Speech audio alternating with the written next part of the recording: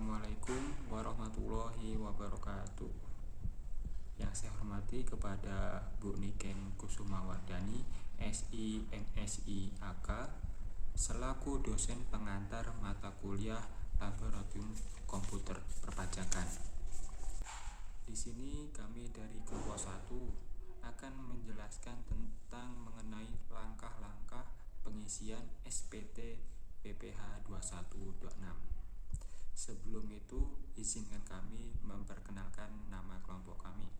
Yang pertama ada Mika Valentino, yang kedua saya M. Hairul Huda, yang ketiga Manuel Basa Uli Baban. Mungkin selanjutnya akan saya serahkan kepada rekan untuk menjelaskan. Oke, selanjutnya adalah definisi. Yang pertama adalah definisi PPH 21 dan 26. Pajak PPH pasal 21 dan 26 adalah pajak yang dikenakan atas penghasilan yang diterima oleh seorang individu, baik warga negara Indonesia maupun asing, atas pekerjaan, jasa, atau kegiatan yang dilakukannya. Selanjutnya adalah definisi SPT, surat pemberitahuan elektronik. Ini merupakan bentuk digital dari laporan pajak yang wajib disampaikan oleh wajib pajak kepada Direktorat Jenderal Pajak. Hal-hal yang perlu dipersiapkan. Yang pertama, perhitungan PPH 21 untuk seluruh pegawai tetap. Jumlah perhitungan seluruh pegawai tetap yang penghasilan brutonya mencapai batas minimum untuk dikalikan dengan TER atau tarif efektif rata-rata. Yang kedua, software ESPT masa PPH pasal 21 dan 26.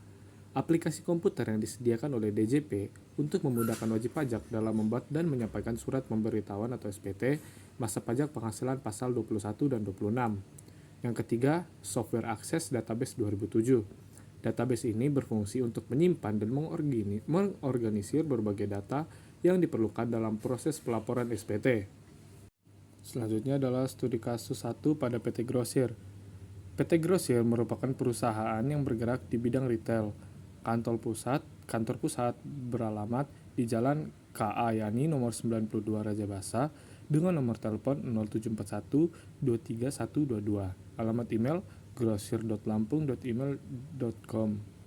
Perusahaan ini didirikan sejak awal tahun 2004. Informasi yang berkaitan dengan perhitungan pajak beserta pengisian SPT masa PPH 21 dan 26 bisa dilihat dari link deskripsi di video ini.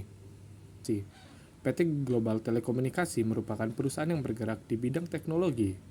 Informasi ini beralamat di Jalan Jenderal Sudirman nomor 15, RT 02, Kota Bandar Lampung dengan nomor telepon 0724 391 218, alamat email global@gmail.com. Perusahaan ini didirikan sejak awal tahun 1993. Informasi yang berkaitan dengan perhitungan pajak beserta pengisian SPT masa PPH 21 dan 26 juga bisa dilihat pada link deskripsi di video ini.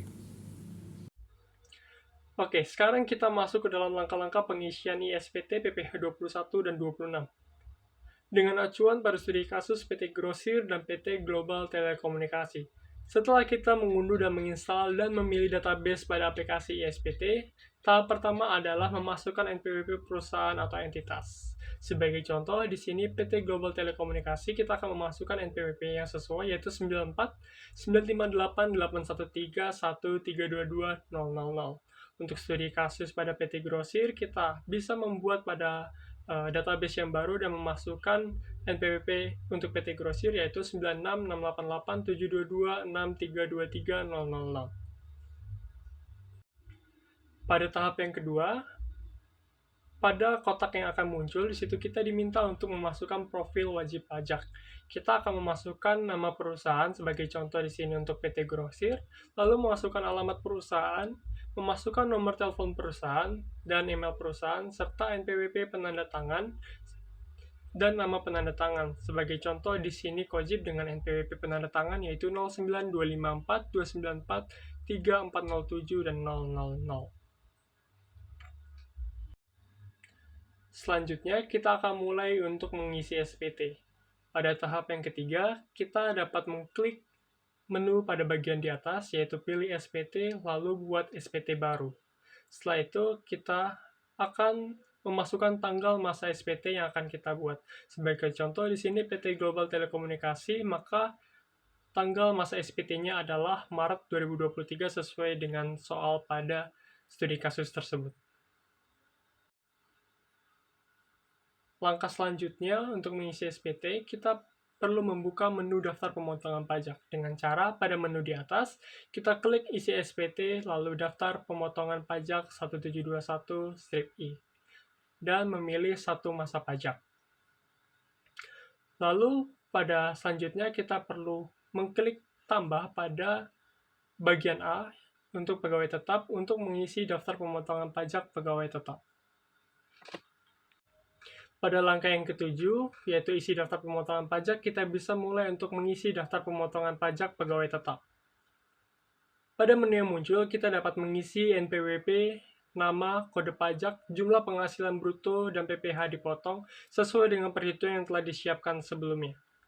Sebagai contoh, untuk gambar di kiri merupakan contoh dari studi kasus PT Grosir, dan untuk gambar di kanan merupakan contoh dari studi kasus pada PT Global Telekomunikasi.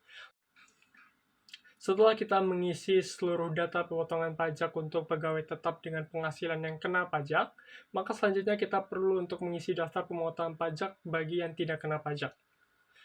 Dengan cara memasukkan jumlah pegawai dan jumlah penghasilan bruto seluruh pegawai yang penghasilannya tidak melebihi PTKP. Pada bagian bawah, yaitu bagian B, pegawai tetap dan penerimaan pensiun atau THT dan JHT, di situ kita bisa mulai mengisi jumlah pegawainya dan jumlah penghasilan bruto pegawainya. Lalu, jika sudah kita dapat klik simpan, dan pada tahap yang ke-9, kita diminta untuk mengisi daftar pemotongan pajak bukan pegawai tetap, di mana untuk kasus ini adalah untuk studi kasus PT Global Telekomunikasi. Dengan cara kita dapat membukanya pada menu di atas dengan mengklik isi SPT, lalu daftar bukti potong tidak final 12721-2. Lalu selanjutnya kita perlu menginput bukti potong tidak final untuk studi kasus PT Global Telekomunikasi. Pada layar yang tampil, kita perlu memasukkan NPWP jika ada, lalu memasukkan nama, memasukkan nomor paspor untuk warga negara asing, dan masukkan alamat jika ada, lalu memasukkan kode negara untuk warga negara asing, dan memasukkan kode objek pajak dan jumlah penghasilan bruto. Sebagai contoh, di sini adalah untuk studi kasus PT Global Telekomunikasi atas nama Jericho. Berikut ini adalah contoh dari hasil untuk pegawai tidak tetap untuk studi kasus PT Global Telekomunikasi, di mana kita bisa lihat ada 6 pegawai yang merupakan pegawai tidak tetap yang melakukan pekerjaan di mana pekerjaan tersebut dikenakan pajak penghasilan. Jika kita sudah selesai memasukkan seluruh pegawai atau seluruh kegiatan yang merupakan hasil untuk pemotongan pajak pegawai tidak tetap, kita dapat klik simpan jika sudah. Jika seluruh pengisian SPT telah selesai, entitas wajib membayarkan PPh terutang agar kita dapat memperoleh NTPN atau nomor transaksi penerimaan negara.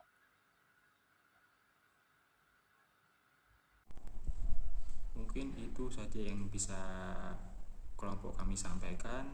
Kurang lebihnya saya mohon maaf. Saya akhiri. Wassalamualaikum warahmatullahi wabarakatuh.